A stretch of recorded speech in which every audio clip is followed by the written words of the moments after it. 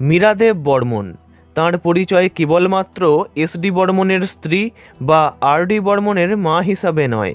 তিনি স্বর্ণযুগের একজন প্রতিভাময়ী গীতিকার, সঙ্গীত পরিচালক, গায়িকা ও নৃত্যশিল্পী। সঙ্গীতের সকল ক্ষেত্রেই তিনি ছিলেন স্বচ্ছন্দ, তবুও যেন সঠিকভাবে নিজেকে মেলে ধরা তাঁর হয়ে ওঠেনি। মীরা দেবীর শেষ জীবনটা কেটেছিল অতি কষ্টে বৃদ্ধাশ্রমে। আজকের ভিডিওতে জানব তাঁরই জীবনের কিছু কথা, তাই ভিডিওটি শেষ পর্যন্ত দেখার অনুরোধ রইল। মীরা ধরের জন্ম হয় 1919 সালের মার্চ মাসে বর্তমান বাংলাদেশের কুমিল্লায়। পারিবারিক অসুবিধার কারণে দাদু দিদিমার বাড়িতেই তিনি মানুষ হন। দাদু রায়বাহাদুর কমলনাথ দাশগুপ্ত ছিলেন তৎকালীন ঢাকার হাইকোর্টের প্রধান বিচারপতি। পরে কলকাতায় এসে তাঁরা বসবাস করতে থাকেন। দাদুই নাতনির গান শেখার ব্যবস্থা করেছিলেন। সঙ্গীতগুরু ভীষ্মদেব চট্টোপাধ্যায়ের কাছে শাস্ত্রীয় সঙ্গীত, ধীরেন্দ্রনাথ দেবের কাছে কীর্তন ও ঠুমরি এবং 1930 সালে অনাদি দস্তিদারের কাছে রবীন্দ্রসঙ্গীতের শিক্ষালাভ করেছিলেন মীরা দেবী। সঙ্গীতের সাথে শান্তিনিকেতনে অমিতা সেনের কাছে নাচও শেখেন। সঙ্গীতের সকল ক্ষেত্রেই তাঁর পারদর্শিতা ছিল। সুর মন্দির নামে যে প্রতিষ্ঠানের তিনি ছাত্রী ছিলেন, সেই গানের স্কুলেই শিক্ষক ছিলেন শচীন দেব বর্মন। সেখান থেকেই তাঁদের আলাপ ও প্রেম। 1937-এ এলাহাবাদের এক মিউজিক কনফারেন্সে তাঁরা দুজনে একসঙ্গে গান করেছিলেন। শচীন কর্তা ছিলেন তাঁর থেকে বয়সে অনেকটাই বড় এবং ত্রিপুরার রাজ পরিবারের সন্তান, তাই তাঁদের বিয়েতে আপত্তি জানিয়েছিল দুই পরিবারই।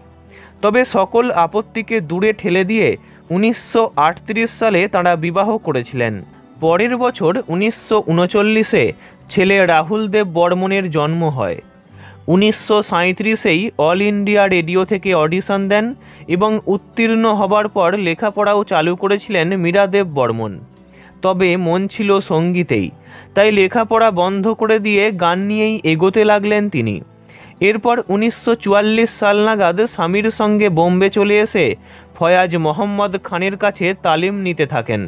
1945 সাল থেকে বোম্বের অল ইন্ডিয়া রেডিওতে ঠুমরি ও গজল পরিবেশন করতে থাকেন। সঙ্গে যোগ দেন আইপিটিএতেও। স্বামীর সুরে বহু গান তিনি রেকর্ড করেছেন। গান গাওয়ার সাথে সঙ্গীত পরিচালনা ও গান লেখার কাজেও তিনি ছিলেন অতি দক্ষ। নয়া জামানা, তেরে মেরে স্বপ্নে, অভিমান, বারুদ সহ অনেক চলচ্চিত্রে তিনি যেমন সঙ্গীত পরিচালনার কাজ করেছেন, তেমনি তাঁর লেখা অনেক গান শচীন কর্তার গাওয়া।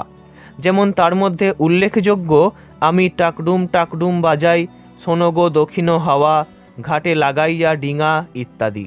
প্রতিভা থাকা সত্ত্বেও স্বামী সন্তানের পিছনেই রয়ে গেলেন মীরা দেবী। কখনো সেভাবে সামনে এলেন না, পিছন থেকেই অবদান রেখে গেলেন। তাঁর শেষ জীবনটাও ছিল খুবই দুর্বিষহ। 1975 সালে স্বামী শচীন দেব বর্মনের প্রয়াণের পর ছেলে রাহুলের সঙ্গেই তিনি থাকতেন। 1994 সালে সেই একমাত্র ছেলেকেও তিনি হারিয়ে ফেলেন। স্বামী ও ছেলের চলে যাওয়ার শোক থেকেই কিছুটা মানসিক ভারসাম্যহীন হয়ে পড়েন মীরা দেব বর্মন। এরপর তাঁকে বাকিটা জীবন কাটাতে হয় বৃদ্ধাশ্রমে। শোনা যায় পুত্রবধূ গায়িকা আশা ভোঁসলে তাঁকে সেখানে রেখে এসেছিলেন। 2007-এর 15ই অক্টোবর অনেক যন্ত্রণা সয়ে তিনি মারা যান। এই ভিডিও দ্বারা ওনাকে জানাই আন্তরিক শ্রদ্ধা। ভিডিওটি ভালো লাগলে লাইক করবেন, অন্য কারোর বিষয়ে জানতে কমেন্ট করবেন, আর এমনই সব ভিডিও পেতে চ্যানেলটি অবশ্যই সাবস্ক্রাইব করবেন। ধন্যবাদ।